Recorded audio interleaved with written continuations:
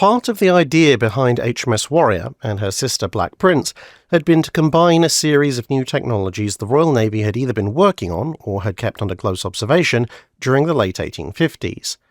But one element of the design, her great size, was in part driven by a concern of what would happen if she was mobbed by many wooden warships. She was therefore designed with enough speed to dictate the engagement, hence needing a long hull. However, with the two ships under construction, there was a great argument brewing. Some thought the age of the wooden ship wasn't yet over. Others just didn't like the expense of the new ships in general, and still others pointed out that there were only two dry docks capable of maintaining the new ironclads, and they didn't want to have to pay up to upgrade the others. There was also a new card in their deck. The latest tests on a mock-up of Warrior's armour seemed to indicate that no gun then in foreign service could actually get through her protection. And thus they argued that speed was actually not needed, as a ship that was protected like Warrior could just sit there and tank any arbitrary amount of incoming fire. And so the collective wisdom demanded that the next set of ships be budget versions, smaller and slower, but having a similar level of protection and at least a similar caliber, if not number, of guns. This resulted in a design that saved almost a third of the displacement of Warrior, coming in at just over 6,000 tons, with two ships ordered, although 6 were briefly considered, Defence and Resistance. Each was protected by a 4.5-inch thick armoured citadel that covered the main battery, which was originally supposed to be made up of 18 68-pounders, but ended up being made up of 10 single 68-pounders in the citadel, along with a number of 110-pounder Armstrong breech-loaders on the upper deck, and as bow and stern chasers, 8 on the Defence and 6 on Resistance, with some lighter guns, 4 single smaller breech-loaders on Defence, and a pair of archaic 32-pounders on Resistance. The smaller size of the ships meant that just over 2,500 indicated horsepower was all that could be fitted, giving a top speed, via a single screw, of just under 11 knots, which it was immediately pointed out actually made the ship somewhat slower than the Gloire and her sisters, which would therefore be able to evade them, although on trials the speed proved to be a little bit over 11 knots if they were in absolutely clean condition. Construction was remarkably swift, with the design finalised at the end of November 1859, keels laid the next month, and the two ships being launched in April 1861. Although the commissioning dates varied quite considerably.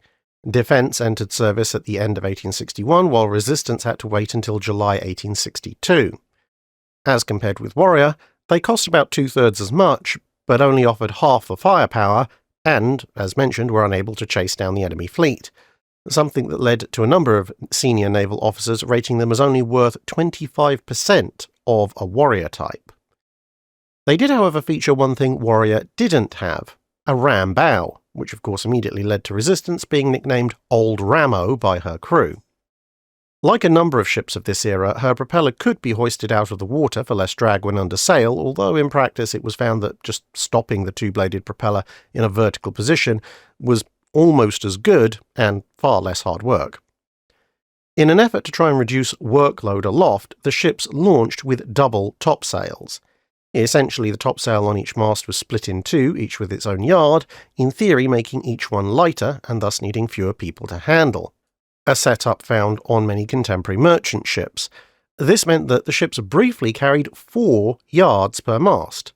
Briefly, because it was found to be far more trouble than it was worth due to the additional weight penalty of the extra yard and rigging, and within a year, a normal single topsail was installed instead, reducing the yards back to 3. As sea boats, they left much to be desired. They were sluggish to respond to the helm, and they rolled severely, the former almost causing them to come to grief on a few occasions. At first, both ships were assigned to the Channel Squadron, but the rapid advent of more capable and particularly swifter ironclads meant that by the end of the decade, Defence was on foreign service and Resistance was sent to the Mediterranean after only a couple of years in the Channel, becoming incidentally the first ironclad of the Royal Navy in that area. Both ships were then rearmed in the latter part of the 1860s with 14 7-inch muzzle-loading rifled guns and a pair of 8-inch guns, with the gun deck broadside dropping from 7 per side to 5 guns per side, consisting of the 8-inch sitting with a pair of 7-inch either side of it, and the rest of the guns being found on the upper deck and in chaser positions. Due to their deficiencies, they were then turned into guard ships by the early 1870s, bouncing between this and the reserves for the most part of the rest of the 19th century. Defence became part of the mechanical training school HMS Indus in 1898, coming out of that role at some point in the interwar period, but still around as a hulk well into World War II. Resistance, on the other hand, was taken out of service in 1880, and then in 1885 lived up to her name when she was turned into a target ship, where various protective schemes were installed, and then all manner of guns and torpedoes were shot at her for nearly a decade and a half. Much battered, she would be sold in 1898 for scrap, but decided to take herself to the bottom on the way to the breakers the following year instead. That's it for this video. Thanks for watching. If you have a comment or suggestion for a ship to review, let us know in the comments below. Don't forget to comment on the pinned post for dry dock questions.